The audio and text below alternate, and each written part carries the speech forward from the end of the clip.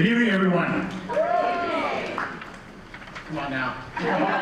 So Lillian Wald Symposium at Henry Street Settlement. Good evening, everyone. Now we're talking. My name is David Garza. I am our president and CEO here at Henry Street Settlement. I'm really thrilled, honored, and proud to welcome you to the Lower East Side, to welcome you to the Abrons Art Center, to welcome you to the Henry Street Settlement, to welcome you to our 9th annual Lillian Wald Symposium. So welcome.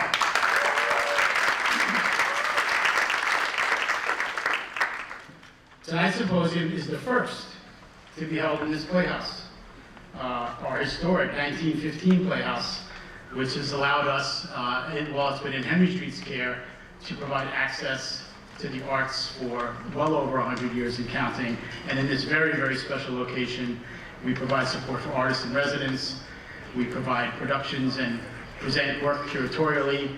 We engage with other Henry Street programs, and we want to be a nurturing, supportive source and force for the arts in New York City. So welcome to the Abrons Art Center. The Abrons Art Center is one of Henry Street's 18 locations, all within a square mile of here. So it's a rainy night, so I don't encourage you to do a walking tour, but I do encourage you to pick up a brochure to learn about the vast spectrum of work that we do to address the most pressing issues in New York City on the Lower East Side. Clearly right now we're in a persistent affordability crisis. We are up to our neck in a mental health tsunami.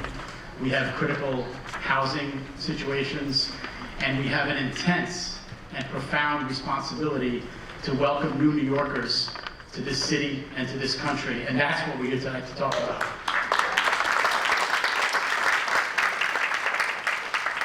Our work broadly falls into four kind of clustered categories. We work in health and wellness, we work in transitional and supportive housing, we work in the visual and performing arts, and we work in education and employment.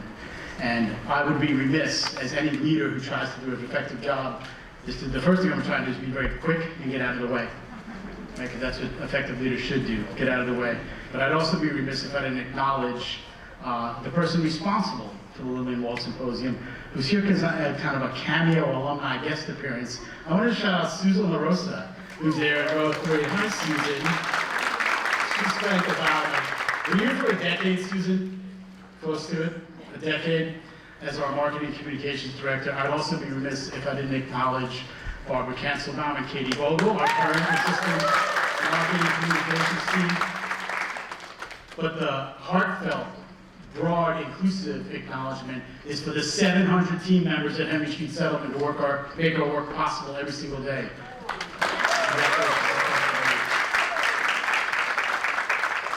But we host tonight in honor of our founder, Lillian Wald. She was a 26-year-old nurse, fierce, formidable, fantastic, visionary, and progressive.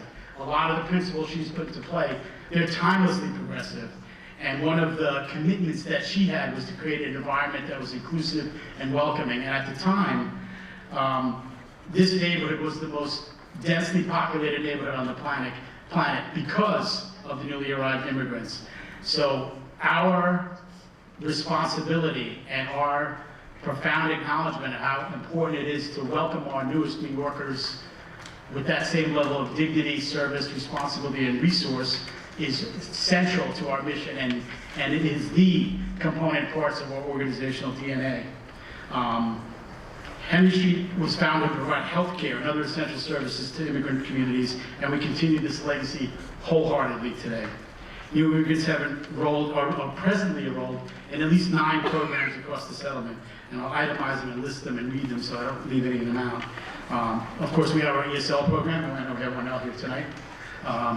We have school-based mental health programs where we enroll. We are in community schools that we co-run with the Department of Ed and the Department of Youth and Community Development, who I know is here tonight. And so they should get a shout out for all the work they support at the settlement. Thank you, DYCD, and all of our partners across the city. We serve migrant families in our education and employment components and in our mental health center.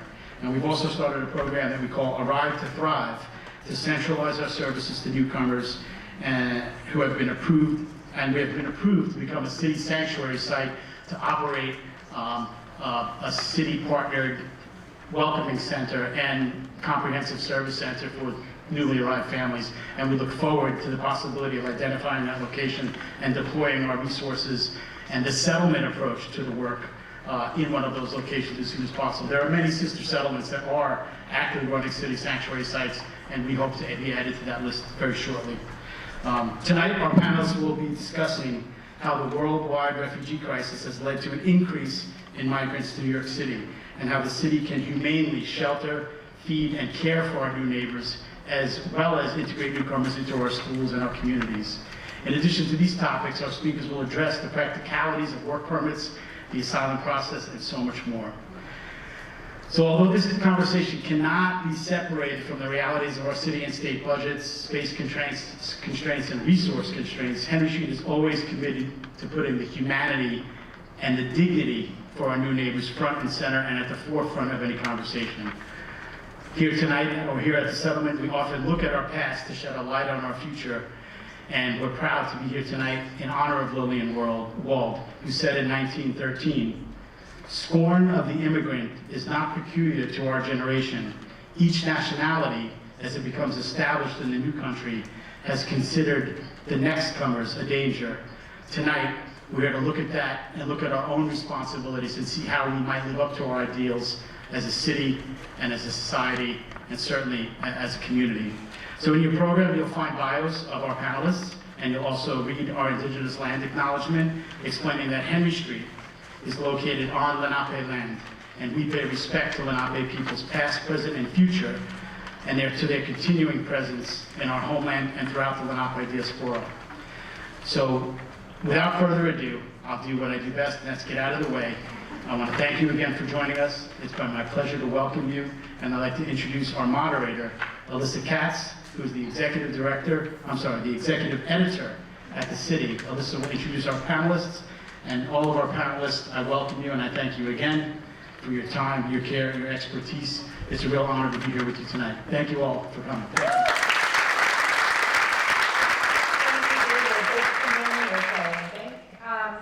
So thank you all for joining us today for the Lillian Wald Symposium. My news organization, just in case you're not familiar with it, is the city.nyc, and we're a nonprofit newsroom that has done a lot of coverage of migrants arriving in New York City over the past couple of years, so it's a real honor to moderate this panel. I'm going to introduce the panelists in the order folks are sitting here. I'm sorry to have to report that one of our panelists is ill and not able to make it today, Alejandro Délano Alonso. So we will make do without her, and we have a great panel for you here tonight. To my right is Henry Love, Vice President of Public Policy and Strategy at WIN Inc., which is a social service provider, and you'll hear more about that from Henry. Jodi Ziesemer is the co-director of the Immigrant Protection Unit at New York Legal Assistance Group.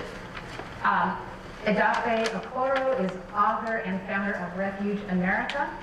And Arnel Lanoy is a Henry Street Settlement Program participant. And you can learn about more about them in your programs, where you'll find bios. Before we start the panel, I also wanted to thank Sign Nexus for ASL interpretation. Thank you, Johnny and Lisa. And also Spanish language translation for Arnel being provided by Nova Languages. So thank you, David and Nancy. So what I'd like to ask the panelists to do is for each of you to introduce yourself, and just in 3 minutes or less, just tell us a little bit about where you and your work or your lives intersect with migration as an issue in New York City right now. So let's start with you, Henry. So before you can do that, I just want to give a little bit of context to WIN, who we are. So we're the largest homelessness provider in the country. We support close to 7,000 individuals every night.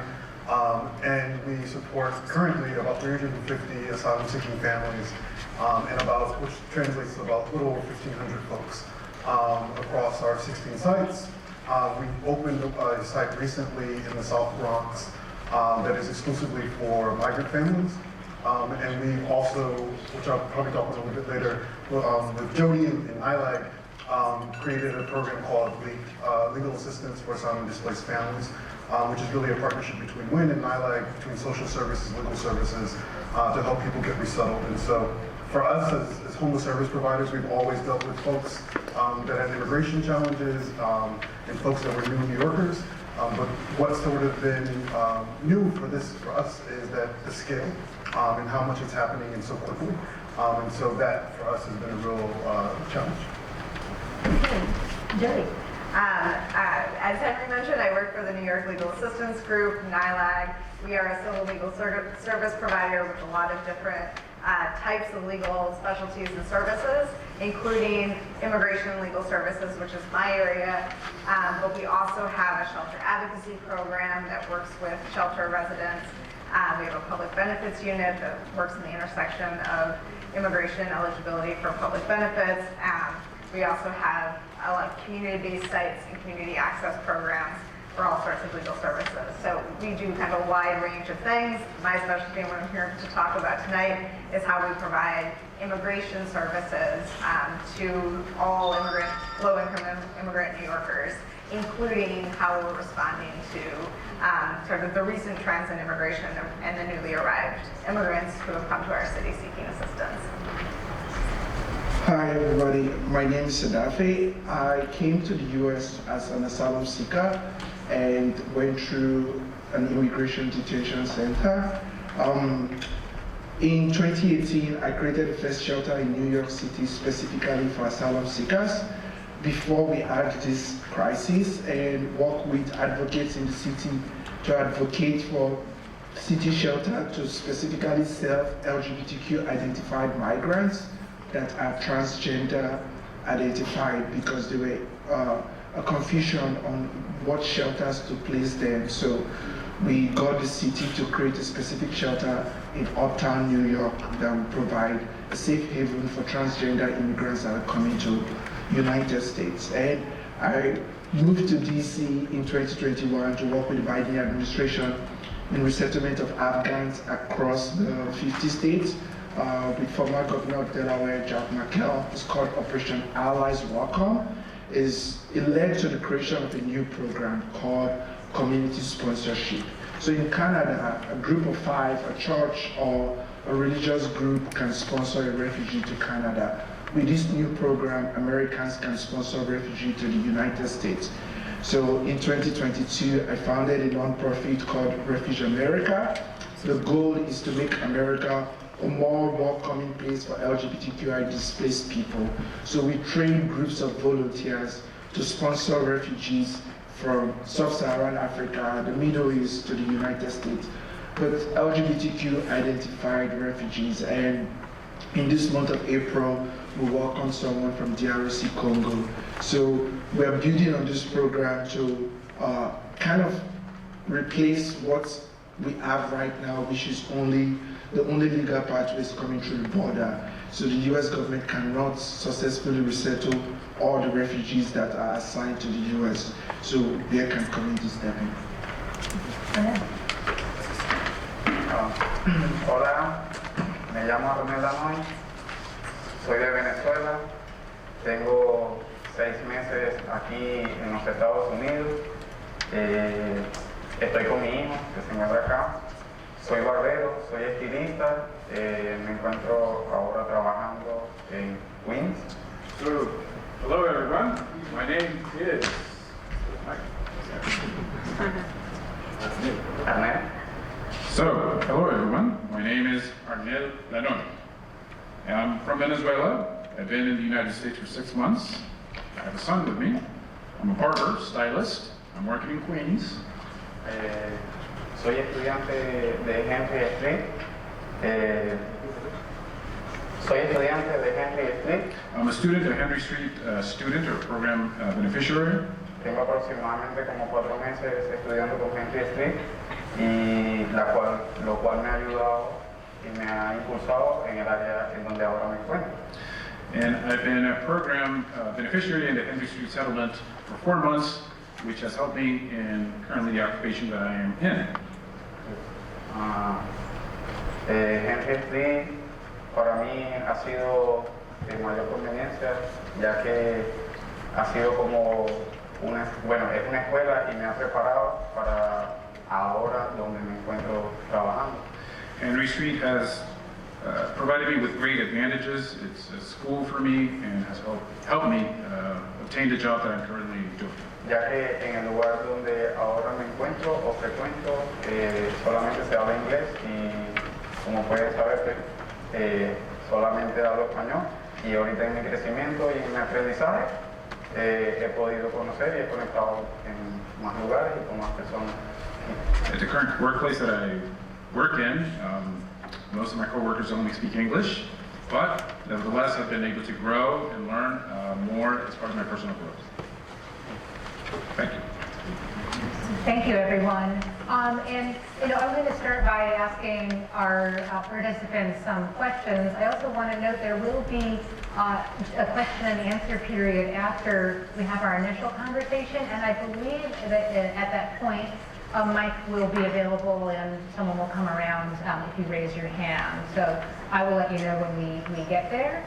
And we really do want to encourage, especially because Alejandra, the panelist who couldn't be here, is involved in mutual aid and community aid with migrants, that we really want to hear from folks who may be participating in those efforts or may have questions about those to fill that role here tonight with us and have it be a very participatory Q&A session. So to just set the stage, I'm going to start with Jodi. And just to bring everyone up to speed here in what we're talking about, I'm going to give you some statistics. That we know that about 200,000 people have arrived in New York City in about the past 18 months in this particular historic wave of migration. And that about 65,000 migrants are currently staying in New York City-sponsored shelters. So share with us, where are folks immigrating from, and what are the main factors driving people here to New York City? Sure. So I just want to also do some stage setting, that this has often been described as a crisis, and we're talking about this as a distinct phenomenon when it really is not. This is really just a continuation of migration trends that we've really seen for the last decade or 100 years. This is really, New York, but also the United States has been a nation of immigration, and there are some particular elements to what's happening now that are different. I'm going to talk about those in a second, but I just want to say that this is not, there's no legal distinction, and there's nothing really that's happening now that is distinguishes this from what has been happening really for our entire nation's history, right? We've always seen migration happen. And New York has always been a destination. We're a sanctuary city, we're a beacon, there's a lot of opportunity here and a lot of immigrant networks that people are coming to reunite with. I will also say that it is also not new to have the rhetoric and the media and kind of the attention be a bit hysterical and hand-wringing and talking about this as an invasion and having a lot of negative terms, and also saying that this is something that the city or the nation cannot handle. So the numbers are huge, that there's that type of people that are coming here are not going to be able to integrate. Again, that has been, as I think David very eloquently quoted from Lillian Wald herself, saying that this is has always been sort of part of the discussion around immigration, is this fear-mongering around who is immigrating and how that is happening. So why are we talking about this as a crisis, and why does this seem different? And I think a lot of that is because of our nation's policies and the fact that we have not had any legal reform of our immigration system in over 40 years. And we've had a lot of both, Trump era, but also even before that, Obama era, Trump era, and then Biden era policies that have really put a lot of restrictions on lawful migration and on migration across the border. So we've had a lot of pandemic era restrictions that stayed in place until 2022. We had there's increase in detentions and deportations that have been happening in different waves throughout the last 15 years or so. And we've had simultaneously a real reduction in lawful migration through other pathways, especially through refugee resettlement. So that is, the U.S. has historically resettled between 180 and 200,000 refugees every year. The recent numbers for the past 6 or 7 years have been around 12 to 18,000 people. So we're seeing a huge decrease in the number of refugees that we're resettling, and that is funneling people to seek protection from the United States and other means. And that has primarily now been by presenting themselves at the border and seeking asylum. Another difference in this kind of recent population of immigrants is that unlike previous waves where we have seen a lot of families reuniting with families and communities that have already been in the United States. We saw, for the last 10 to 15 years or so, a lot of Central Americans who had been reuniting with family members who had migrated to the United States in previous waves. And more recently, we're seeing true refugees, people who don't necessarily have community or family ties and are not reuniting in established communities, and therefore are more reliant, at least at first, on services and shelter from the U.S. And I think we'll talk about it, and we'll hear some stories about how that is also not a new trend, that has historically been kind of the beginning of a lot of people's migration journeys, is to need some supportive services in order to get on their feet before they integrate and really become productive members of our society. Okay, and I think this really is a good setup for Arnel. You told us a little bit about your arrival in New York and where you're from, what you're doing with Henry Street. But tell us a little bit about your journey from Venezuela. What prompted you to leave Venezuela? And also, how did you end up in New York, of all the places in the world? What was your journey from there to here? Okay, en Venezuela, para nadie es un secreto los problemas que se están enfrentando allá. So it's no secret that Venezuela is going through many problems. En Venezuela, como barbero que soy, había emprendido en mi negocio. So while I was living in Venezuela, I was a barber, I had my barber business. Pero lamentablemente existen bandas que ellas tienen el control de zonas. Unfortunately, there are gangs that control territory. Cuando tú no pagas por, allá le llaman vacunas, cuando tú no pagas por eso, ellos te pueden hacer cosas malas a ti, a tu familia, o te sacan del lugar. And if you don't pay what we call, they call it vacunas or extortion money to these gangs, bad things can befall upon you, your family, or they can kick you out of the area. Motivo de ese tipo de cosas, emigré a Ecuador. For that reason, I migrated to Ecuador. En Ecuador estuve viviendo durante 5 años. And I lived in Ecuador for 5 years. Y allá también tuve, la delincuencia en Ecuador es casi lo mismo. And Ecuador has a major problem with delinquency and crime as well. Y viví un secuestro, la verdad que eso es fuerte para uno. I was the victim of kidnapping, and that was very traumatic. Como pueden saber, estoy con mi hijo. Creo que cualquier persona que tenga hijos va a querer siempre para ellos algo bien, como también para nosotros. As you know, as I mentioned, I have a son, and anybody who's a parent or a father knows that we want the best for our children. Todo ese tipo de problemas hicieron que de alguna manera viniera acá. No es fácil. Because of the problems in Ecuador and Venezuela, I decided to come here, and it wasn't easy. No es fácil porque dejar toda una vida, trabajo, familia, amigos, y venirse a enfrentar a lo que ni siquiera tú sabes que vas a enfrentar. It's not easy to live or to leave work, family, friends, life, an entire life behind into the unknown. Y bueno, en mi travesía viniendo a los Estados Unidos, que atravesé 7 países, On the journey, I crossed 7 countries durante 2 meses. for 2 months. Un mes solamente me llevó a atravesar México. And in 1 month, I crossed Mexico. Y México es demasiado peligroso, y andar a la deriva o como inmigrante. Mexico is an extremely dangerous country for migrants. Somos presa fácil o somos muy vulnerables para ese tipo de bandas delictivas.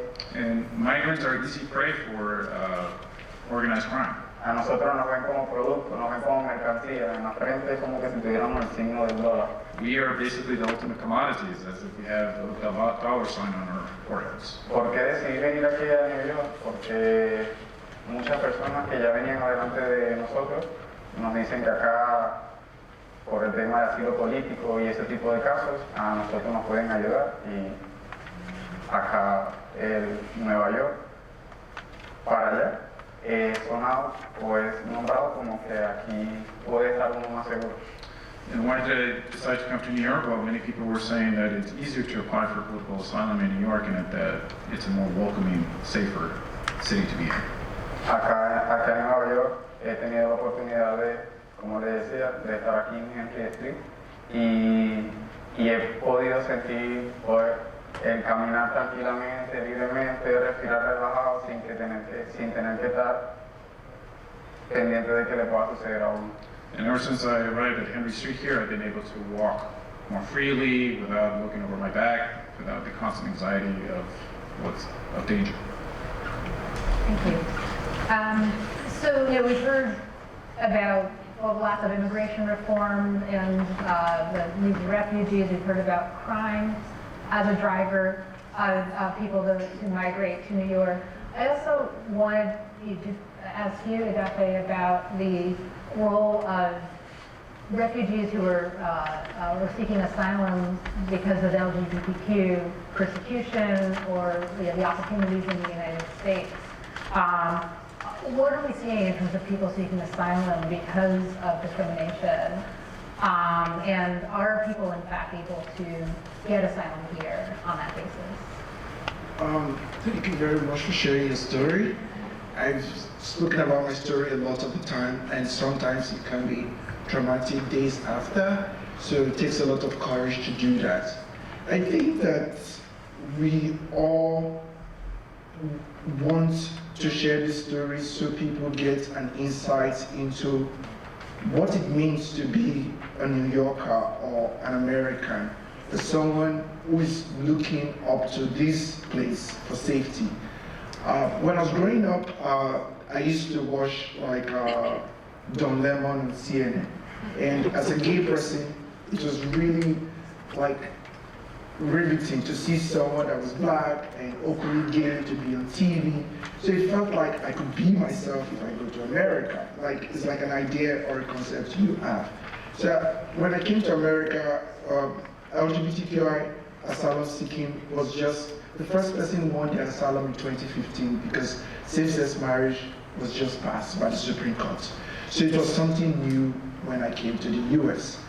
But I had to prove not that I was being persecuted in my own country because there was a law that persecutes gay people by 14 years imprisonment, but I had to prove that I was gay. And I think that is something very difficult that a lot of people face when they are coming to seek protection. In the international space when it comes to migration, and when we think about America professing itself to be a place of welcome, and we say that the story hasn't changed, that's not true. The story has changed. Because the people that are coming here now, they look like me, they look like you, they don't look like people that are accepted, quote unquote, what US immigration was built for, to welcome people from Europe that are fleeing for economic reasons to America versus what globalization has done to migration.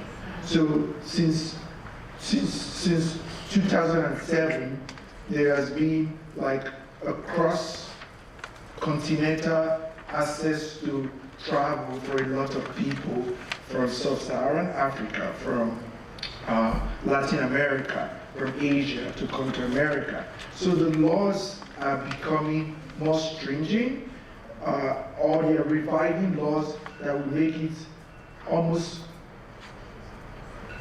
unimaginable for someone to want to come here. So it's like in the 80s, detention center was used to deter Asian and Cuban migrants from coming to the United States.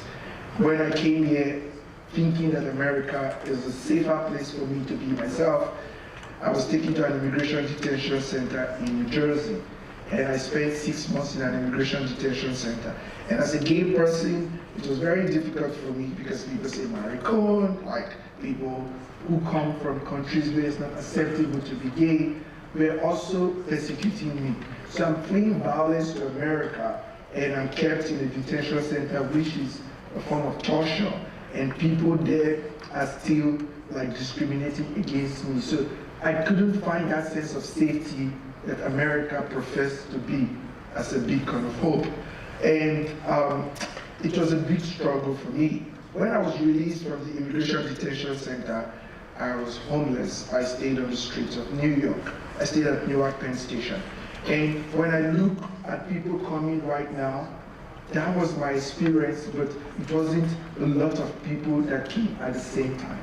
So I still think, and I will continue to think until the economics of this, or the psychology changes, that Americans want to profess to be welcoming, but in actuality, when it requires us to welcome people, we tend to look at the things that makes us different from them. And I think the magnitude and proportion was magnified by COVID, because a lot of us were scared for our own personal life. So it felt like the danger was close, was real, and was tangible. And every person that was different, or speak a different language, or look differently, or identify differently, pray differently, act differently, became the enemy, because it was easy for you to point to that. So for us to live up to that ideas of being a welcoming country is not actually professing that we are a welcoming country, but acting in that way. There's a law that we're trying to pass in the State Assembly in New York that will end the relationship between the state of New York and private prisons, because detention is a form of torture. And if America is a welcoming country, people shouldn't be kept in immigration detention centers. So there is a conundrum between wanting to be a welcoming country and being overwhelmed when it requires us to be a welcoming country. Yeah, and speaking of, and thank you for your story as well.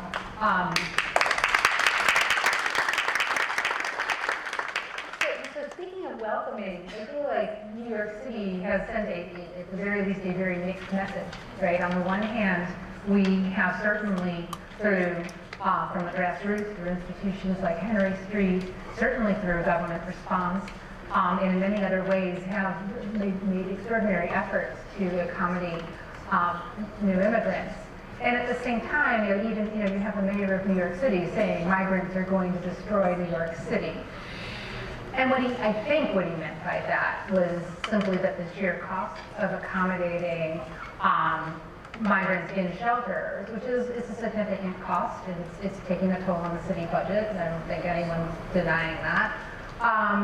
But it is saying that the city itself cannot absorb those costs. But all that being said, I think it's sort of set a narrative, right? That there is this zero-sum game, that migrants are a drain, and so on. So Henry, I just want to put that over to you. Like, how do you respond to that message that's out there all the time? Yeah, and I want to build off of Edafe, because I think it was really critical about how the story of immigration has changed.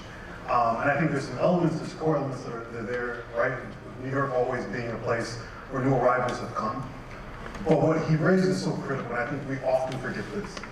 When we think about the Civil Rights Movement, we think of the Voting Rights Act, we think of all these other great things, we think of Martin Luther King, and we don't think of the Immigration Act of 1965 and what that did in doing away with racial quotas and what has happened. So everything that he said, completely agree with in terms of access to transportation and travel, but also our government now, as a result of the Civil Rights Movement and Black liberation struggles, that now we want to let people in from across the world, regardless of their ethnic group or racial background. And I say that this is really critical because that connection with what we're dealing with now to the Civil Rights Movement, I think it's very real and tangible, and I don't think that's been brought up enough. And so for me, as a person who's African American, whose family did not immigrate, were forcibly here, no one in my family has immigrated. And so like when we talk about like, oh, you know, everyone is, you were all immigrants, and it's like complicated, right? And so when I see the way, particularly that Black immigrants have been treated, it's just a direct connection to the ways in which my family was treated under Jim Crow in the South. And so I think when we look at the ways that these narratives have been shaped, it's not surprising. It's like you can pick the playbook, the racist playbook. And, you know, the things that candidate Trump is saying about just like the criminalization, people escaping psychiatric wards. I could literally show you Birth of a Nation, and those are some of the same tropes that they use towards African Americans, right? And so it's not like they're inventing anything new, they're just shifting it, maneuvering it. And so when we look at the ways in which, you know, Black migrants are overrepresented and who's actually experiencing street homelessness now, when we look at the way that, just in terms of the way that we're even responding to them, the fact that we are forcing people who are who are going through unimaginable traumas, kidnappings, horrible experiences of detention. They're going through all this, and then, you know, our way of responding to it is through our homelessness system, not through providing the resources that they actually need. And so we're lucky that in New York we have a robust homelessness response system to be able to do that. But the reality is, when I've talked to my colleagues who are on the board in El Paso, I had a colleague who cried. She cried and she said, "Thank you," because we can't do it. And the government in Texas is not allowing us to do it. And we're literally at the point now where people are on the streets, and it's cold in Texas right now. And at least you are keeping them, you're taking them. And so yes, that's why we're sending them to you, because this life or death can stay here. And so that's what we're dealing with. And people have, I think it's like, how do we share those narratives in a way that, you know, respectful and also not too traumatizing, because it's a lot. You know, part of my team, one of the things we did when we first got a large group of folks, we started doing an investigation. And I had a couple of my team members who spoke Spanish to visit one of our sites with a lot of asylum seekers and just talk to them about why they came, what do they need, what's going on. And they had to take a few days off work. It was the most traumatic thing they had ever experienced in their life. And these are folks that work in homes. But as we did this and we tried to, as we were doing work with Jodi, trying to figure out why our families came and what do they qualify for doing pre-screening, we had to almost do like an audit of all of our families. And what we found was everyone came on foot. And that, like, my brain couldn't conceptualize that. And like, as I'm sitting here and as he was telling the story, I'm like, your child, like you, like I can't fathom walking that far. I can't fathom walking that with a child. There's a mom who's also from Venezuela. She's from Caracas, and she left her 4-year-old daughter at home, and she was pregnant, and she traveled with her 1-year-old by herself. And I asked people, I said, why do you think she left her 4-year-old daughter? Oh, I don't know. And I'm like, no, because she knew that there was a high chance she'd be sex trafficked.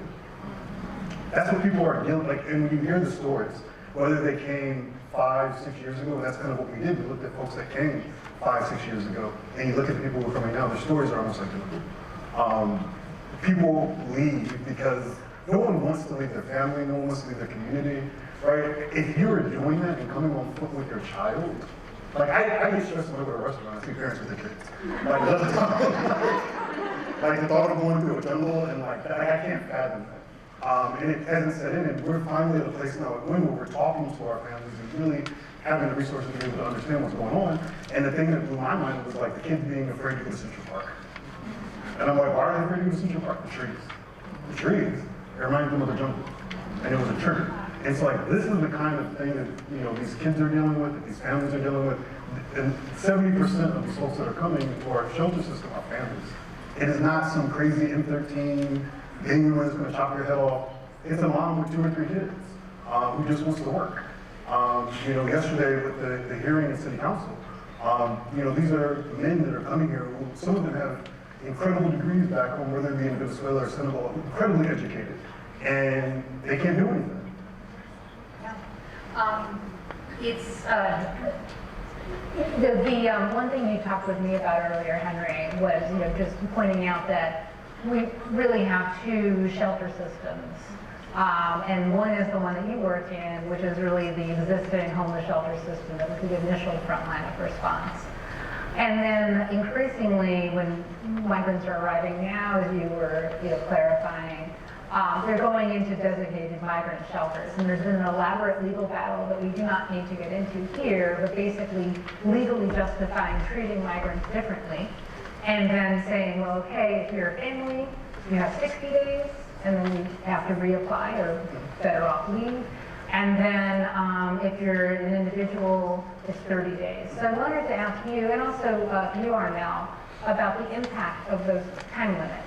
What is happening to folks out there as they're, just making folks aware that this is in fact a policy of the City of New York. Yeah, I mean, and we were all talking about just how amazing yesterday was at City Hall. And everyone I talked to who was at City Hall was like, they've never seen this many people at City Hall. And the organization of the African migrants that came up there, because, I mean, the way that the city is treating them is just deplorable. Because basically what has happened is these 30 and 60-day rules are in place to punish people and to make it, to de-incentivize people to come to our city. That's what it is. And so they can call it all they want to, but that's essentially what it is. It's a form of harassment. And so for the 30 days for single adults, 60 days for youth, and so 30 and 60 days for youth and for single adults, they get kicked out. Like, they're not promised a shelter bed. With families, there is a promise, which makes it even more illogical, because then it's like, why are you even doing this? Because it's literally, we're going to change your, we're going to move you every 60 days, just so you're uncomfortable, so maybe you can go somewhere. Like, no, I just walked 3,000 miles with my kids, and like, no, like, I don't have anywhere to go. If I did, I would come here. I would have gone there. And so it's just a very malicious sort of policy that doesn't work. People are going to keep coming, and people are creative. People are going to figure out ways around it. But what is happening is what we knew was happening, which is we knew there was going to be an increase in street homelessness. There's been literally a 25% increase in street homelessness since the mayor enacted the 30-day policy. Arnel, I know you want, at some point you will face a time limit on shelter as well, and I just wanted to know how that's affecting your life, knowing that you will have to leave. Sí, claro, o sea, en el shelter, porque aún vivo en shelter, hay sus pros y sus contras. Well, living in a shelter, I still live in a shelter. There's the advantages, there are advantages and disadvantages. Es cierto lo que él está diciendo, porque hay personas en los shelters que le están dando 60 días, de esa manera les están dando y dando, pero And it's true what he's saying, that there's some people who are getting assigned 60 days repeatedly. por ejemplo, en mi caso, que solamente estoy con mi hijo, trato de mantener una conducta intachable, llevar mis cosas en orden, todo bien en el hotel. And in my case, since I'm with my son, I try to be at my best behavior, impeccable, have everything orderly, be in the hotel. Hay personas que le han llegado hasta 60 días. A mí me llegó una carta donde me decía que era por tiempo indefinido y luego averigüé por qué me quedó a mí así y me han comentado que es por mi conducta o por la manera en cómo yo estoy llevando las cosas dentro del hotel. Some people are given 60 days to remain, and then I received a letter by which they told me I have an unlimited amount of time, and I investigated the reason, and I found out that it was due to my behavior. Por eso, como el compañero dice, que aunque pongan reglas o traten de incomodarnos, la gente siempre va a ser creativa y siempre le va a buscar la manera o la vuelta al asunto para poder encajar. And as the colleague was mentioning, despite all the rules and restrictions and harassment, people are creative and they'll find ways to jump through the hoops and find ways by which they can. En mi caso, si yo estuviera afuera, sé que no porque ya estoy acá, pero hay personas que están afuera mediante ese proceso de los 60 días, pero creo que si ya yo estoy acá, ya pasé la parte más mala, yo aquí buscaría la manera de encajar como fuera y yo sé que es lo que van a hacer esas personas que están afuera. And I know that there's some people that are on the outside because of the 60-day limit. And in my case, you know, I've been through a lot, I've been way worse, and I'm going to do my best, the best I can to fit in.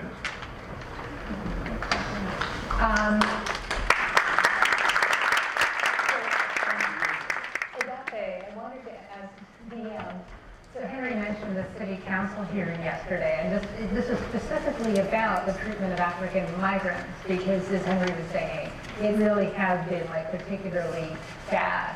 And I wanted to get a feel from your understanding in terms of like the particular needs, but also how the cultural competencies, whether that's language or dietary needs, or obviously sub-Saharan Africa is vast and has great diversity within it. So, what are we able to provide as a civic response, and sort of where is it falling short right now? What more needs to be done? You know, when Arnel was done speaking and we were clapping, I wanted to clap and I didn't want to clap because he said he has to be of good behaviors for him to have a place. America, New York is conditioning you. It's like you have to be grateful, you have to be this, you have to be like, okay. I was telling myself, please take it easy. Number one, I've never taken a single benefit aside from immigration status I was given by America. I've contributed a lot of taxes because I have a personal business, I have a life, and I work and everything. That's just me. And people say to me that you understood English, you have a job, what about others? And that is what I've experienced here, and I wrote this down so that I can say stuff that is wrong, is that I've met a lot of people that don't want to take public benefits because they're afraid that if they take public benefits, they might not qualify for immigration like a green card. Because under the Trump administration, they said if you take some benefits, you won't qualify for a green card. So people are like counting how many times have I taken Fidelis Healthcare, how many times have I taken SNAP, so that I don't overdo it. But that is the kind of, picking up from what Erin was saying, that's the kind of environment we create to make people feel overwhelmed. So I will start with that and say this. If you're 25, 35, 45, and you move from one country to another, you don't speak the language, you don't understand the culture. I grew up in a British colonialized country when the metrics and everything is different, and much more a different language. So you need supports to get on your feet.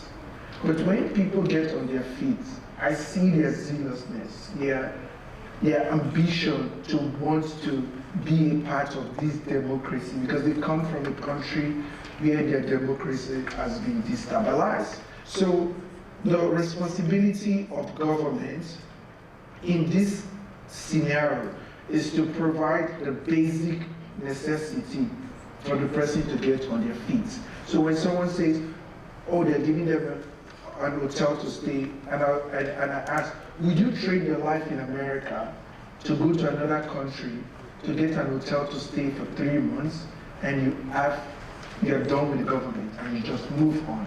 So we compare ourselves with people that have gone through unimaginable circumstances to be here. It's not an equal playing field. I can't compare myself with Beyonce. She's a global pop star. She has servers and plane. She doesn't do things herself. So if I compare myself to her, it's an unfair comparison. So the issue we're having is that our system is being overwhelmed because immigration is supposed to be a federal policy, but states are acting on behalf of the federal government. So Texas is moving people to New York unannounced. It's like you're working from home and somebody knocks your door and say, prepare me dinner. You're not ready to entertain a guest. Because you're working from home, you might do it, but it doesn't mean that you're ready to do it at that time. That's what we're experiencing, is that our resources are being stretched. So we're now fighting each other because it's overwhelming how the structures are supposed to work. So if the system works properly, people that are coming here, the resources would have been enough, sufficient for them. So the lack we're experiencing in resources for new migrants is because of the insurgence of a large amount of people coming here that are overwhelming the system. Hopefully, if we're able to integrate this set of migrants, when more people come, we should be prepared enough to integrate those people. If we can be able to create a disaster management plan as a city for welcoming migrants, because right now we don't have a disaster management plan. When this new set of migrants came, the city created a budget and contracted churches to provide temporary shelter. In the 90s, was just like a disaster, emergency disaster group was contracted to hire churches to keep people in places. So people are staying in a basement of a church or a synagogue or a mosque. So the resources are being constrained. So what we need as a city is a disaster management plan that will enable us to be able to welcome people if the need arises. And Jodi, I mean, you've been very involved, legal assistance group, in helping people get their paperwork going. And that's not just for asylum applications. A really key piece of that paperwork is also work authorization. So talk about that a little bit, sort of what have the challenges been in people really plugging in and being able to start working, which they want to do. They don't, as folks have been saying, don't want to be in a hotel room waiting. Yeah. So I just want to acknowledge what everyone has said, that there's really, you know, in my opinion, a failure of the federal government to really provide any sort of support or plan or resources to the cities and states that are being most impacted by recent migration. The federal government has also made a decision to place all of the new immigrants who are arriving at our borders in a deportation and surveillance paradigm. So unlike we recently had with Ukrainian refugees, where we welcomed them, did not place them in a deportation setting, did not make them present their individual cases for why they deserve protection in the United States, and offer them pathways to work authorization and resources for a lot of different supports for integration. Immigrants who are coming to our border are being placed in an immigration and deportation process with an immigration court. They are being forced to check in with Immigration and Customs Enforcement, which is our internal sort of immigration police, and that effectuates deportations. Some of them are being given GPS ankle monitors, phone apps that track their location. They're required to give DNA and biometrics. So really intense surveillance mechanisms. And that there's huge bureaucratic delays and backlogs in all of these systems as well. So there's people who are, waiting for their court hearings, waiting for their appointments, like physically waiting to get into the courthouse because there's thousands of people who are required to check in every day. And so people are waiting for many, many hours just to attend their court hearing appointments, of trying to comply. But then there's also people who are waiting for their paperwork to be filed in order to get their first court hearing. So all of this is creating a lot of barriers to the ultimate goal, which is to get people documentation so that they can work and that they can do all of the things that you need to do with documentation, right? To enroll your kids in school and to be able to travel internally and to be able to apply for benefits and to be able to access health care. And so a lot of the work that we've been doing, my organization, NYLAG, has been trying to first give people orientation so that they understand the U.S. immigration process because they are new to it, and what are their responsibilities, how to interpret all this paperwork that they're being given only in English, and then also how they can affirmatively act to apply for asylum, apply for work authorization, start getting processed with getting documentation. And it is difficult. The asylum application is a 12-page, English-only application with essay questions that has to be answered in English. And any omissions or any mistakes in that initial application can have dire consequences for your ability to actually gain asylum and gain protection in the United States. And so we and so many other providers are trying to balance the urgency of getting this paperwork filed so people can then start the waiting process to get a work authorization with the really draconian laws that our asylum system presents. And so, and then just to reiterate, people are going through individualized trials where they have to present evidence. The burden is entirely on themselves.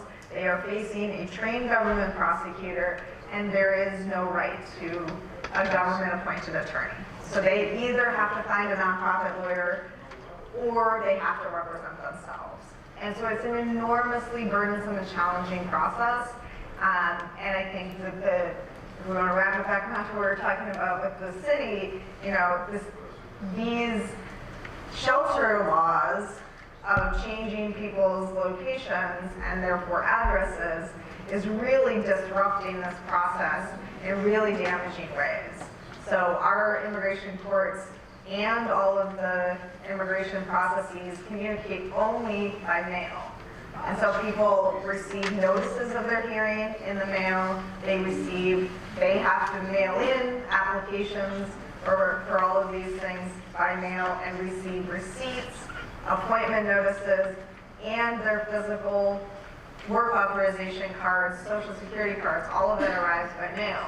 And so if you have your address changing, there's going to be, at best, delays in how you receive the mail, and at worst, and we're already starting to see this happen, people are just not receiving the follow-up notices that they need in order to complete this process successfully. And one issue related to the challenges of people getting, there's also the work permits and the ability to work, and the potential for exploitation as new immigrants is vast. And just to give one example, my news organization reported on, we talked to women who are from Ecuador who were working in a little warehouse in East Brooklyn where they're curing tobacco leaves that are sold in these smoke shops. And they're getting sick, just by sitting around with this nicotine dust from the curing process all day. And on top of that, they're working 13-hour days, 6 days a week, and they, a lot of the time, aren't paid at all. And then the manager of the sweatshop says, well, come back tomorrow, we'll come back next week, we'll take care of you, and they keep stringing them along. So that's just one example. But I'm wondering, what are people's rights in that situation, and what can they do to protect themselves? I just want to reiterate that, people sort of at every phase are vulnerable and therefore are taken advantage of. And so I think Arnel talks, about migrants being targeted in Mexico and on the journey, but that happens still after they arrive. And so it's not only, with work, but certainly that is a big thing. People want to work. There's, New York does have an underground economy that people engage in, but it is much more difficult now than it has been in the past to gain employment, even in the cash economy, without proper documentation and a social security card. And people are, exploited, and the conditions are often very poor. People are robbed of their labor or not being paid. That is a common story. All people in the United States, including immigrants without documentation, do have rights and do have access to, being able to sue to get compensation if they have had their labor exploited, if they've been injured on the job. But it is really hard, again, to access those systems, to know that they have those rights, and then to actually get compensation.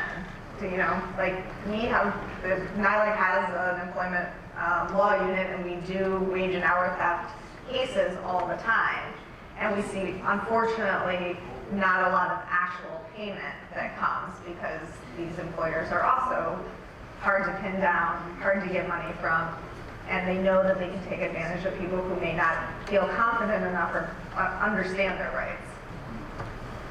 So on a happier note, Arnel, I want to ask you about Henry Street Settlement and your English as a second language courses here, and all of the other resources and response and supports that you're getting here at Henry Street. How has that been going, and what are you getting from it? Okay. ¿Listo? Henry Street ha sido un punto de apoyo muy, es lo principal. Well, Henry Street has been a key supporting center. Porque aquí es donde he dado mis primeros pasos I've taken my first steps here en el aprendizaje del inglés, in learning y English. esto me ha ayudado a conectar con personas, también en el área de trabajo donde me encuentro. I've been able to meet people and connect with people, including where I work. En diciembre estaba recién llegado yo acá, no tenía nada. I came in December here with nothing. Y desde acá en Edafe me ayudaron con los regalos de mi hijo, también con ropa. Esta oportunidad de expresar mi historia. And Henry Street provided me with clothing. I was able to obtain a present for my son. It's provided me with the opportunity to share my story with you all. Vale mucho para mí y es de mayor importancia porque acá me siento conforme. And this is very valuable to me, and I can say that I feel very comfortable here. Aquí en Henry Street, por el aprendizaje y ahora donde me encuentro, espero que más adelante ya podré estar hablando normalmente o fluido el inglés. And I hope that through Henry Street's ESL courses and into the future I can be able to speak English fluently. Para mantenerme conectado acá y quizás en algún momento tener la oportunidad de cumplir o ser una pieza importante para otro evento o algo en que yo les pueda también ayudar, como ellos me han ayudado a mí desde el principio. In order to maintain my relationship with Henry Street into the future, and hopefully I can be able to help and be of assistance to an event such as this or any other event that Henry Street Settlement might organize.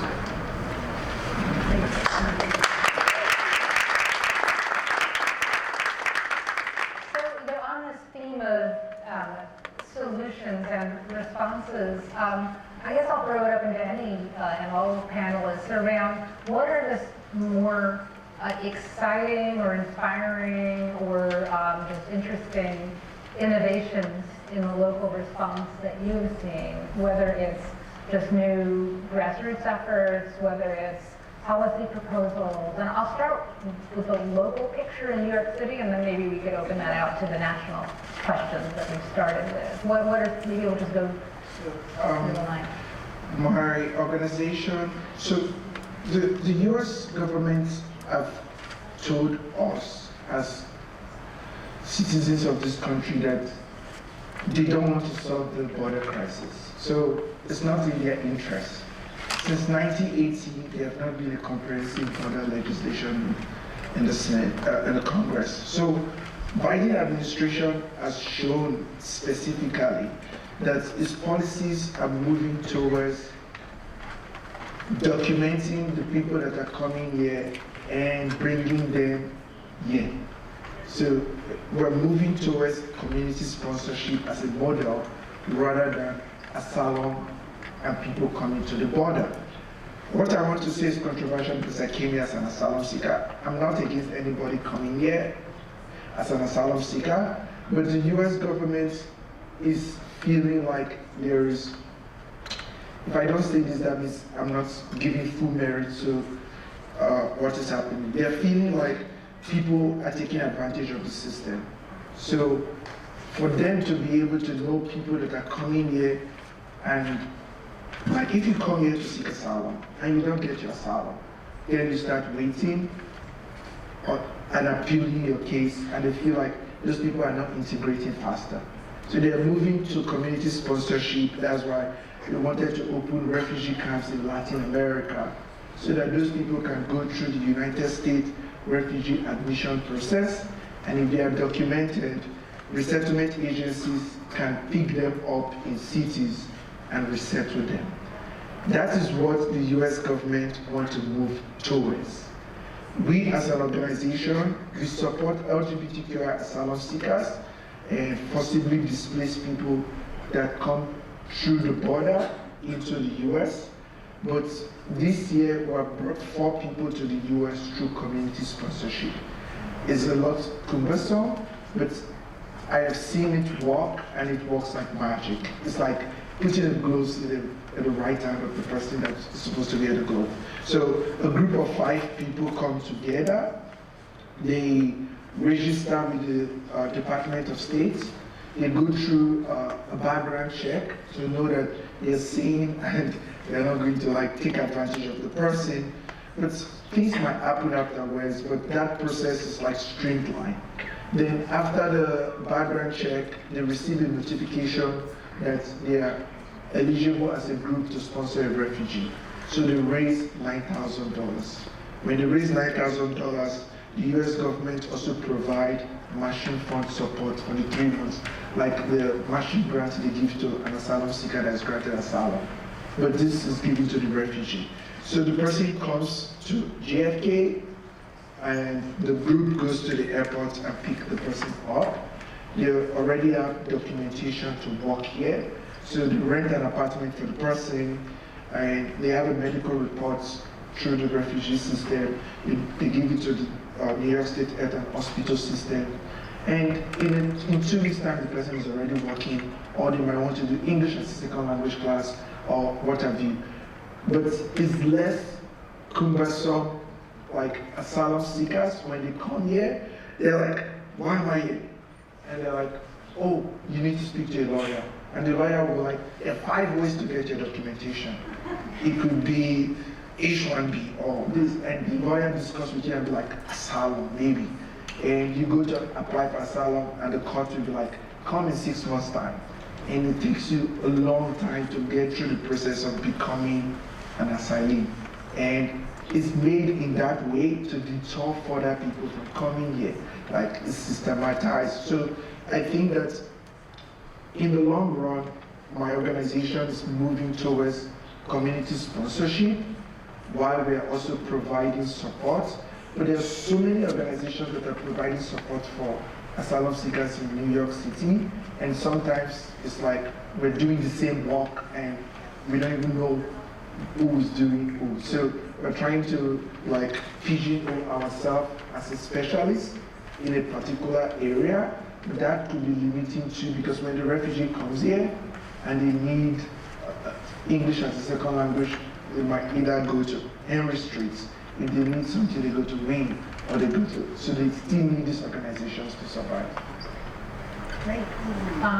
Jodi, Henry, any innovations that inspire you or have some promise? Any hope at all? We're laughing because, so I mentioned this earlier, the program that we started, and It started out of a conversation that we had, I was in like November of 2022, with a group called, I think the Jericho Project, in Buffalo. And they're one of the few shelter providers in New York State that have been supporting exclusively asylum seekers and refugees. And so we talked to them, and I was at a conference months ago, and I like looked in some documents, and I was like, oh yeah, I remember these people were talking about rapid rehousing for refugees and asylum seekers. And I'm like, well, how do you do that? Because when we are not immigration rights folks, like we don't know immigration like that. And so when everything first started happening, I think one of the big issues was like, there was this complete lack of understanding of the systems. And so everyone was, at least in the housing space, was like, oh, asylum seekers, yeah, they were in Texas, they started the asylum process, okay. And so like we were operating with that, understanding until we talked to the people there, and then we started talking to people at NYC, like Jodi, New York Immigration Coalition. They're like, actually, no one has probably even started. And then we started actually asking the right questions, and we realized that like no one had started, and that we had hundreds and hundreds of families that were going to time out and become undocumented. And that for us was like alarm flags, because our long-term stayers, folks that stay 3, 4, 7 years, are all long-term stayers for the most part, 90% in our shelter. And this is across the city, because there's very few ways for them to be able to move out. So that was like a big red flag for us. And so, we were waiting for the city. The city said it was going to provide X, Y, and Z. Never did.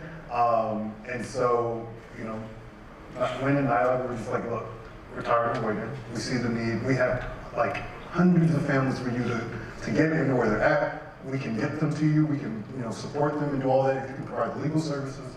And so we basically started this model a year ago, almost today. And when we first started, it was like us all like chipping in our time. My team was like translating, people could speak Spanish. Jodi was volunteering. Like we're all just kind of chipping in. Today we have a supervising attorney. We have an attorney just dedicated to our clients. We have a program director, who's a social worker who's supporting our clients. We have an income building specialist. We're getting a housing manager, and then we're also getting a court navigator. So we're sort of refining the model based on what we're learning and we're seeing, because one of the things that we always did was like, yes, we need the legal piece. And I think one of the things that was like so eye-opening for me was I went to a clinic that we had put on with Jodi's and her team. And I remember like the lawyers were like, we were like kind of assisting to make sure we got there. And the lawyers were kind of sitting around like kind of debriefing everything. And then there was this one attorney who was speaking about how there's lots of people who have really strong claims, but they're not saying the right thing. And because they've been like programmed not to. And so the example was there was a woman who was from Ecuador. And she was like, oh, I left because I needed, but more opportunity to work. Don't say that. And so they started probing her because there was this piece called cultural competency. And so that lawyer actually lived in Ecuador. And so when she saw the name, she recognized that she's probably a really high chance that she's indigenous. And then it was like, okay, maybe. And now I'm gonna maybe probe a little around this. And then she found out what city she was from. Then she kept probing. What really came to bear was her community was being systematically discriminated against by the Ecuadorian government. And so she left there and went to the capital, and then she was being discriminated there based on her indigeneity. And so she could work or do anything, but it was based upon her indigeneity. And so then she came back, and then that's what ultimately kind of led her to migrate. And so it's things like that, that like, we're creating solutions and programming. There's this cultural competency piece too, about like how do we help translate this piece over and for folks to understand that. And I mean that in a large scale too, in terms of like, even in terms of language access, because I think that's another huge piece. In Spanish, but also in French, in Wolof, Bambara, Fulani, we can go on and on and on. To Jodi's point, like, this is like a really low hanging thing. Everything is in English, like everything. We live in New York City. The United Nations is down the street. French is an international language. Why don't we have things in French? And so I think like, for me, the hope is like as this program is grown and gotten more mature, we solidified the model. And we've had just amazing success, like just the stories that we're hearing. You know, I learned in the meeting yesterday, there was two, I don't know if you know about this, the families, it was like two twins that were gonna get deported or something. Yeah, so, and that got halted. But like, there's all these things that happened, but because they had no connection to the supports and no one that could access it in the language in the way that was appropriate, we just couldn't deal with it. And so now we're able to deal with those things and support, and we knew this from the genesis of it, that it was going to be, there were going to be these really complicated issues that come up both legally and individually. And so as this has happened, you know, legal supports has gotten more extensive, but also so has the social service supports. Because like what we're finding out now that we have people who are from the communities who are working with them and can speak to them, and they feel comfortable now. They told them that, hey, I took my son to Central Park and he freaked out because it reminded him of being in the jungle. So stuff like that. Like, and so like, I think that gives me hope. I think what we saw yesterday in the hearing gives me hope in terms of like, I think it's gotten to a point where, and also with our housing crisis, and I think they're converging and it's gotten so bad that like, it sounds really pessimistic, but like, it can only get better pretty much. It's like how I tend to look at it. So I think we're in a unique moment, an inflection point that has gotten, our systems are just completely and utterly broken, and I think everyone agrees on that. And I think it's just like, okay, how do we stop pointing the finger and really go towards solutions?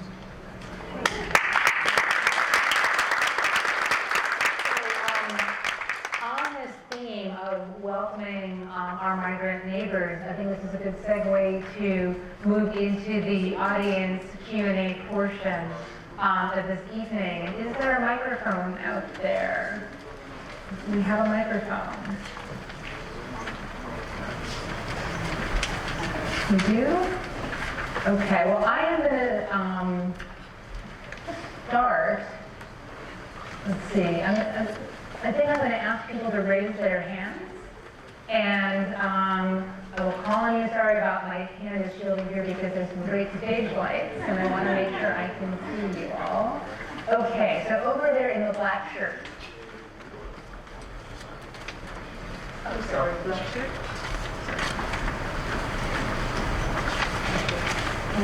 Is this on? Okay. Hi, my name's Casey, and I work with the EV Loves NYC in the East Village. We do a lot of meals and prepping for distributing around the city, but also specifically with St. Bridget's, which is right around the corner from us. I guess my question, I kind of have two questions, but the first one maybe for Jodi. I'm also an attorney, and I have a lot of friends who want to work in like a pro bono sense, but nobody really knows what to do in terms of immigration law. Is there a resource or a place where I could send people and have them do like a training or anything along that line? And then the second question that I have is kind of towards everyone, but how do we hold the city accountable for the things that they say that they're gonna do? Like, the extenuating circumstances for the 30 to 60 day extensions, for the making the food in the shelters edible. Like, how do we hold them accountable to that? Okay, that's it. Thanks. Great question. I'm so glad you asked about volunteering. So there is a lot of effort to involve volunteers. We've talked about like, we can't alone help and provide all the services that are needed. And one of the things that I think have been great is to see so many different communities come together to really provide space, to provide volunteers, to provide interpreters to help out with that. So NYLAG is happy. We have a website, you can look at our volunteers. We have community clinics where we just screen people to ask them what their questions are, what their legal needs are, and then all the way up to actual like applications where we are assisting people completing and filing applications. If you're really gung-ho, we also have trainings on how to actually represent somebody through the asylum process and immigration court. But there's a lot of like lower commitment engagement that we're happy to provide. And as far as holding the city accountable, I mean, so hard, right? And holding the federal government accountable as well. I mean, I feel like, you know, the city definitely has public hearings that we had yesterday where we're talking about these issues and hearing from the affected people themselves about like what their needs are and how the city is falling short. I think, you know, reporting, having a lot of media attention on what the city is actually doing. And to that end, I just want to say, you know, the mayor had said months ago that this 30-60-day shelter rule was not going to affect school enrollment for kids. And there was just a reporter, an article in Optimist today saying thousands of kids are no longer in school because of the movement. So I think, you know, making sure we're paying attention to that and really looking at these stories.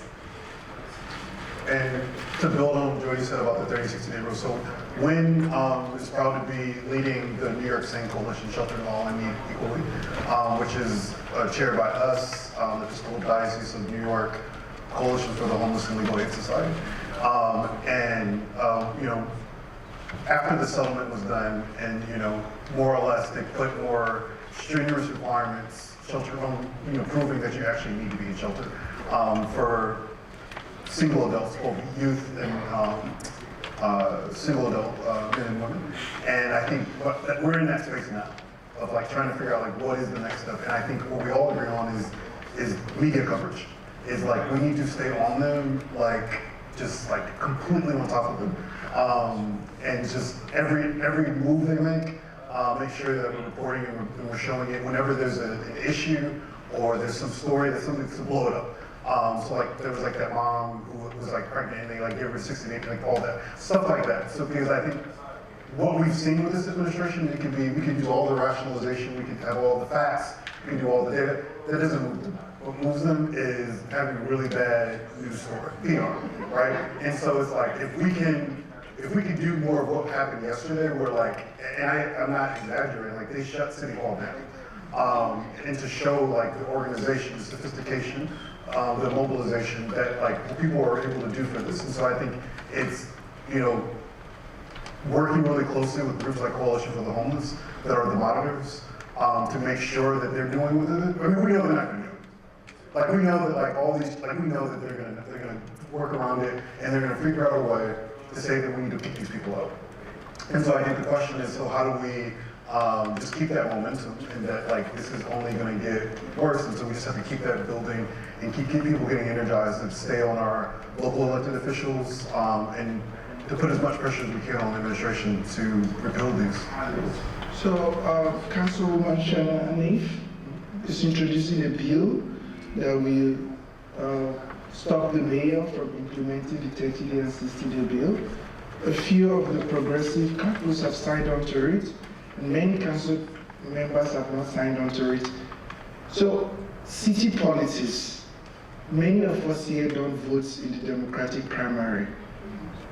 There's a primary June 25th. Many of you will not go out and vote. Our decision is not decided in November. Whoever wins the Democratic primary wins the election.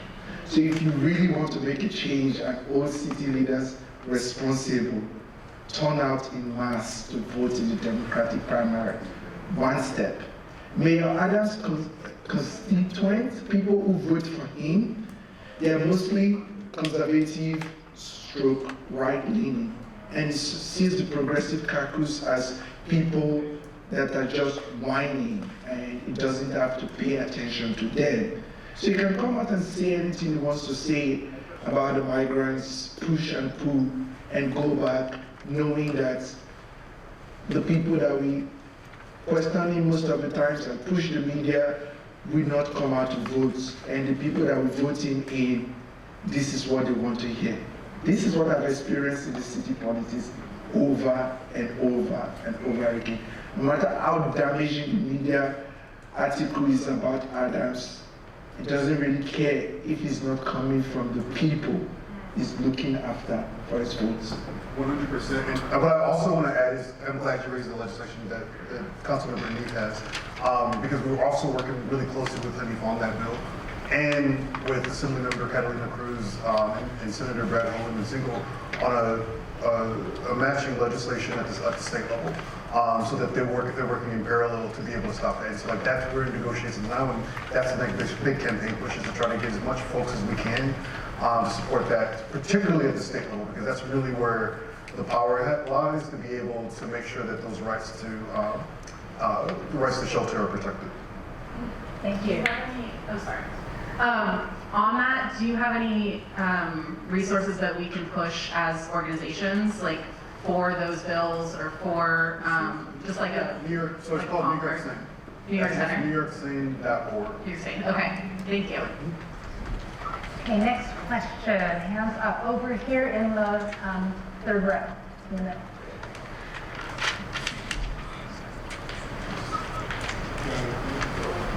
First, I just want to say thank you all so much for coming and speaking to all of us. This has been so informative. I have two questions. I'll keep them both brief. The first one is, I'm wondering, how do we challenge the notion that there isn't enough resources when in reality there's plenty and they're just withholding it? So how do we challenge that so that we can actually get that to people when they need it? And the other one is, where do psychologists sort of sit in this situation of like supporting these communities and being culturally competent in this sort of a role, whether it is by language or by understanding like how to actually help people, especially if like psychology wasn't really something, you know, commonly practiced in some of our countries. I would say I keep beating this drum of like the numbers of immigrants are not appreciably different than they have been historically, but even just in very recent history. It's just a manner of how people are immigrating, again, because of our restrictions on so many other areas of immigration. I talked about refugees, but also our family-based immigration has been way down. Employment-based immigration is practically decimated. And so there's a lot of focus on the border, but the raw numbers of people that are coming are pretty much in line with what they have been for many years in the past. And so I think we're talking about resource allocation that really is not, immigrants don't qualify for money resources to begin with. And so, they don't qualify for public benefits. The governments don't provide, even lawful immigration. Migrants don't qualify for almost any benefits that are provided by the government. And so we'd like to talk about them as a drain on our resources, I think is really not accurate and is also kind of missing the point. And I think it's being drummed up, it's mostly just rhetoric. Yeah, I think there was something that was said yesterday at the hearing that I thought was just really profound. Because one of the Republican council member said some really out there shit, and basically she was like, why are you, all these people are coming here, you're coming here, and I don't know why you think our streets are paved with gold, because they're not, and like, okay. And so your question was like, okay, what does New York do? We can't just keep taking all these people in, our resources are being drained, and the person she was asking this to was like, do you know how much immigrant communities contribute to taxes? Even folks that are not here legally. Like contributing to taxes, but also she was like, you know how much I had to pay as an immigrant coming through the system to the government? She was like, I think she paid $30,000, $40,000. And the question was like, well, where did that go? To the federal government, right? And so people are contributing tons and tons of money to these systems, but what is the system really doing for them? And so I think it's the reframing of that, because it's so, like to Jodi's point, it's not factual. And I'll just also say our immigration, the agency that does immigration, is self-sustaining. It is paid for entirely by the fees that immigrants pay to engage in that system. So all of the adjudication of asylum applications, work authorizations, all of the citizenship, all is paid for by the immigrants themselves. So when there's a federal shutdown, that agency doesn't shut down because it's paid for by fees. So I came here as an asylum seeker, but I'm a US citizen now. So if someone asks me specifically, like, how can I make an argument for helping US citizens versus helping immigrants? I am an immigrant that is a US citizen. Apart from Native Americans and African Americans, many people had to find the courage to come here and build a sense of safety for themselves. So the question is not how do we convince people. It's almost impossible to change someone's mind about their perception on immigration. I have noticed that traveling across this country, talking about immigration. But when you meet somebody that comes from a different country, when you live close to them as next door neighbors, you get to know the person beyond what has been said about them. So we live in a micro-culture. Those people that have, so this is personal. My husband is white. His family lives in Long Island. I go to Long Island and they're like, Edafe, you came here the right way.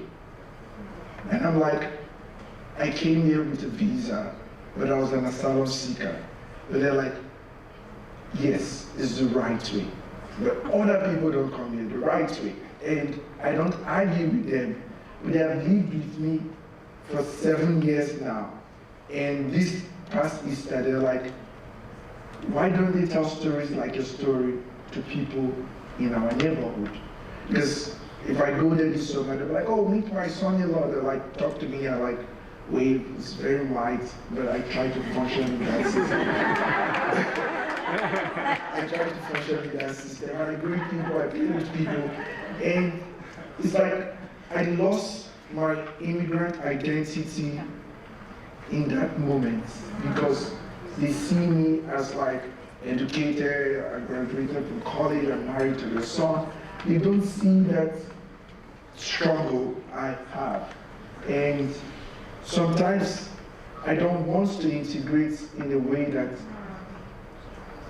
I lose the fact that I struggle to be a part of this society. So I don't think it's my responsibility to convince people that I deserve to be here. I just think I deserve to be here. And that's how I take it now. It's like I don't have the energy to tell someone that you should allow me to be here. I just live my life, hoping that it gives you an inkling into what it's like for someone to migrate here.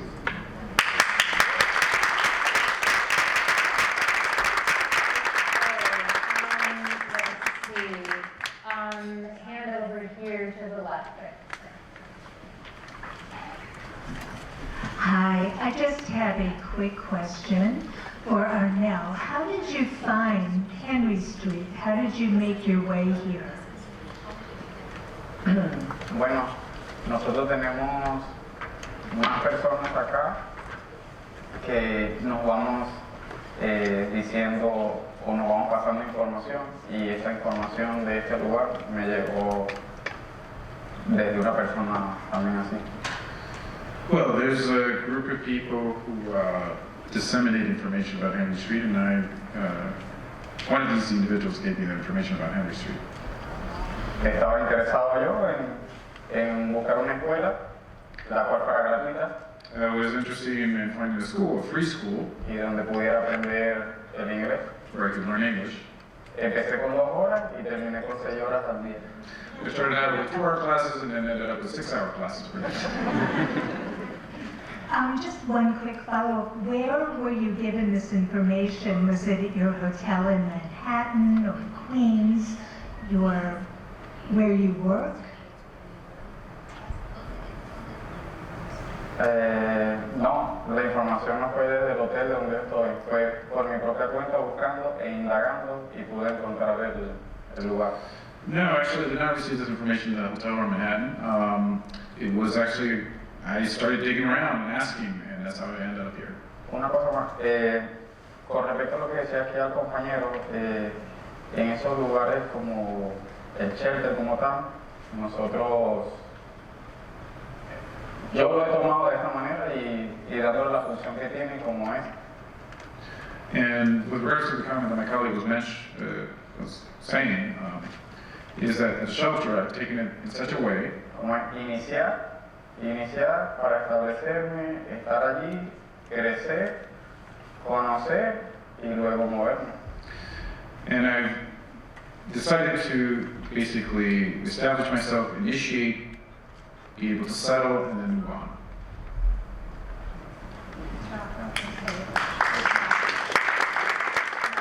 we have time for a couple more questions. Over here on the aisle in the third row.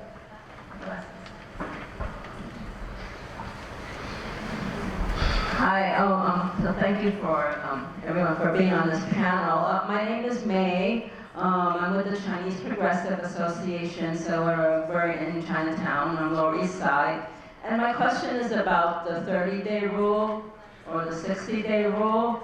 Has anyone been keeping track exactly what happens to them after the 30 days?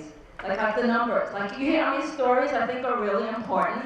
I mean, there was a story about the lady who got her 60 days or whatever was up with her family, and she ended up in this really nice house in Suffolk County, and she's very happy, and I'm happy for her too. But then also there's the other story. It was there was this feast, the iftar, and there were all these men going there, and some of them were saying, well, I just sleep on the subway now,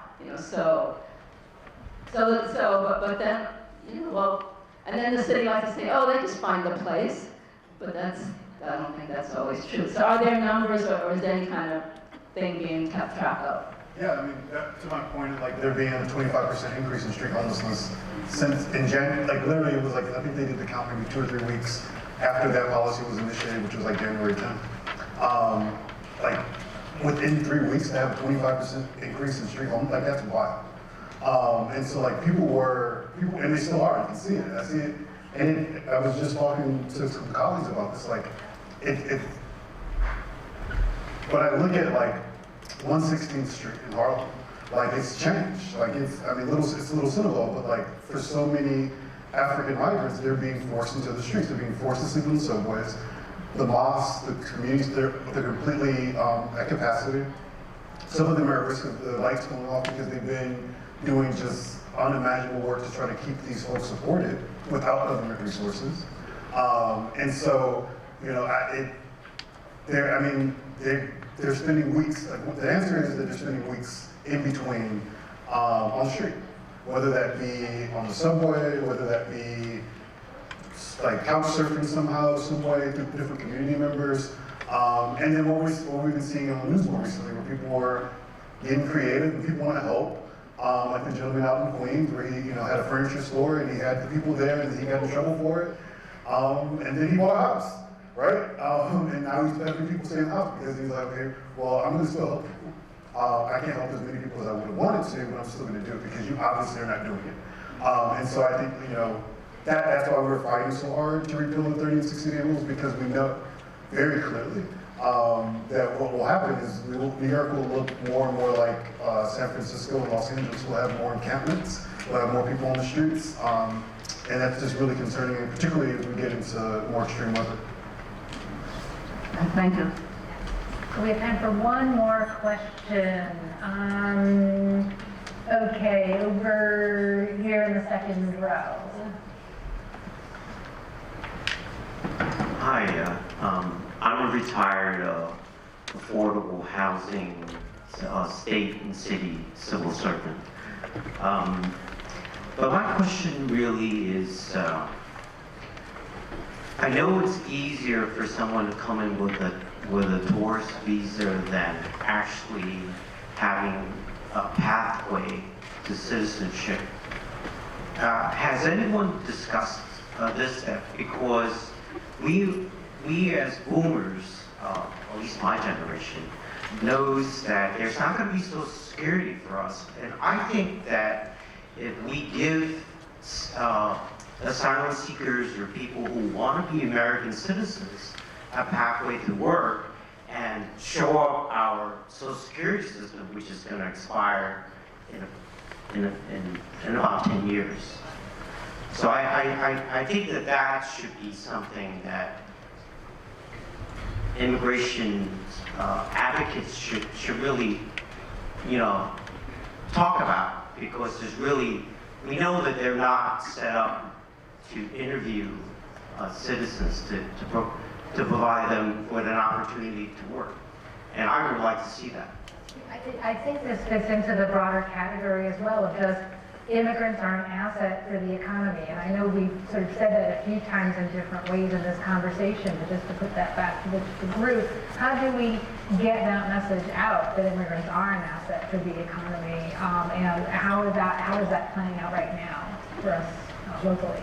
Yeah, I mean, yes, that is true, and I think there's been a lot of studies that show that immigrants contribute very quickly to the economic health and to our social security system.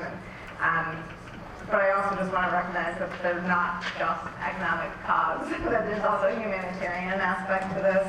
I think the United States has a very mixed history of protecting people from other countries and offering refuge, but that has been part of the narrative is that we will offer political asylum, offer political refuge for people who are suffering because the governments in the country are destabilized or persecuting them. And just to, we are not actually issuing tourist visas as much as we have in the past. And that actually was, up until about 2016, the #1 method for people to immigrate to the United States who then became undocumented was through tourist visas. And so that has now switched, and now we are seeing people who are either in questionable documentation or in the process of getting documented are now, the vast majority are presenting at the border. And again, I think, just to reiterate that the issue with how our current immigration system functions is that we have to have an individualized adjudication of all of these asylum claims, which is resource intensive both for the immigrant themselves, but also for our systems. And we're having these trials with evidence and a judge and a prosecutor, and that's just not a viable solution to route people quickly through the system and to really determine, who can be here.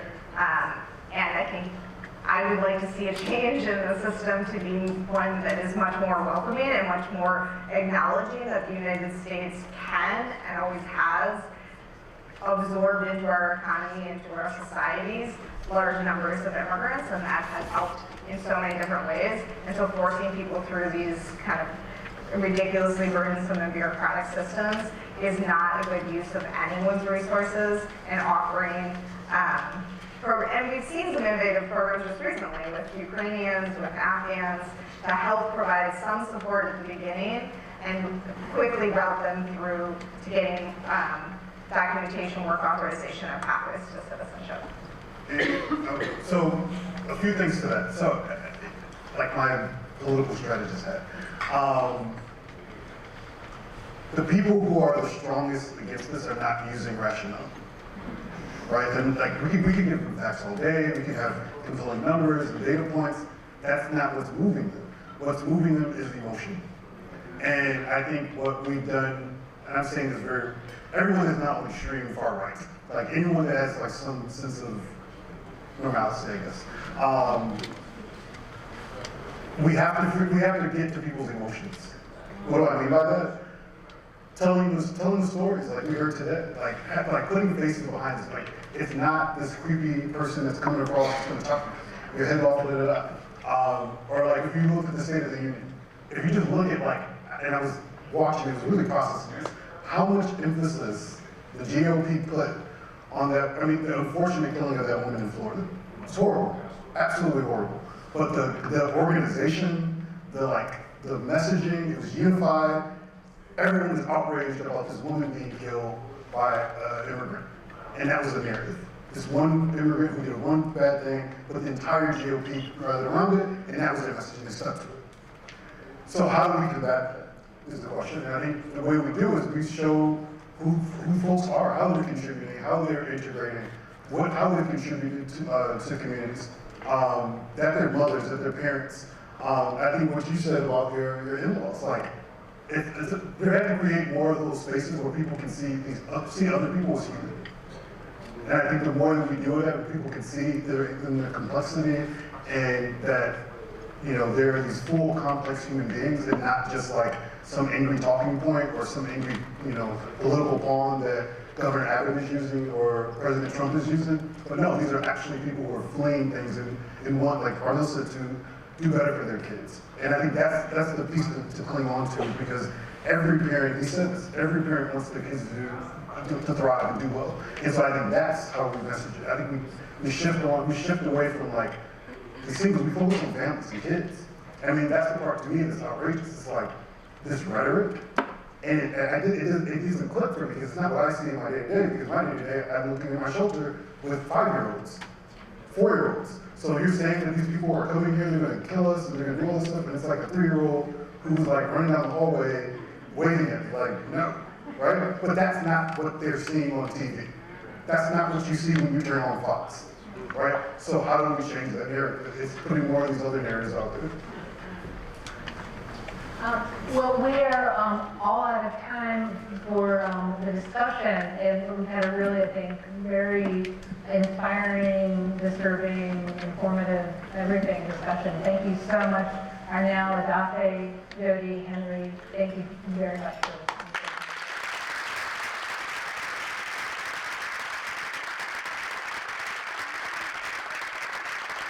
Thank you so much, panelists, and to our moderator for that really informative discussion, and to our translators and interpreters.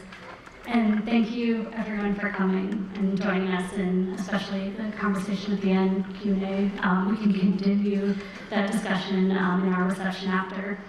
Thank you to our Abrons staff and to our communications team at Henry Street and David Garza and his office for helping to put this together, and also to our ESOL team as well. If you'd like to continue to engage with Henry Street Settlement, there's tons of ways to do that. You can visit our website to find out more. And as Henry Street's public historian, I would love to invite you to continue to learn about Henry Street's really vast and incredible history, as well as all of our present day programs. So I'd love to invite you for a history tour at Henry Street's headquarters. You can reach out to me through our website. And please join us for a reception after this. We are actually going to be here on the stage. Just give us just a minute to turn over, but it's going to be right behind the curtain here. We have snacks and drinks. We have some wine and beer. So please stay and continue to engage in discussion with us. One thing I'll note about crowd flow, getting onto the stage, is that I would love if everyone who's approaching the stage could just use the staircase that's right in front of me, so to your left, and then when you're leaving the stage to use the staircase that's on the right. That'd be helpful for crowd flow. Also, I want to note that we have books in the lobby that are being sold by Blue Stockings Cooperative, which is a local bookstore that's just a few blocks away from here, and they have put together a list of books that are more informative on this topic. Again, if you'd like to continue learning. There's also a reading list in your programs. So thank you all so much again. Have a great evening.